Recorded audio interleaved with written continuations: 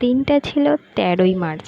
আমাদের পাড়ারই একজনের বিয়ের বৌভাত ছিল, রিসেপশন। তো আমরা সবাই রেডি হয়ে বেরিয়ে পড়েছি, আর এখানে ওর পাপা ওকে বলছে ক্যামেরার দিকে তাকাতে।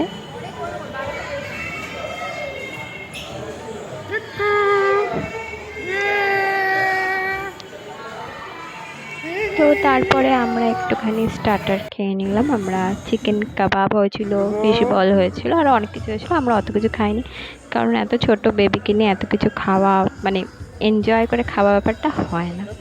তো আমরা একটু ঘুরে টুরে আমরা তারপরে খেতে বসে গেছিলাম, কারণ ডুগ্গু খুব কান্নাকাটি স্টার্ট করে দিয়েছিল। আর আমার ফেভারিট খাবারগুলোই ছিল, কিন্তু আমি অতটা ভালোভাবে খেতে পারিনি।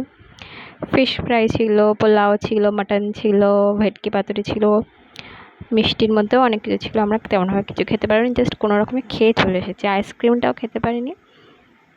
এই আমার মায়ের খুব আইসক্রিম খাওয়ার ইচ্ছে ছিল, কিন্তু খেতে পারিনি, তাই আমরা বাড়িতেই আইসক্রিম অর্ডার করে দিয়েছিলাম, ব্রাউনি উইথ আইসক্রিম। তো এইভাবে আমাদের সেই দিনটা কেটেছিল বিয়েবাড়ি।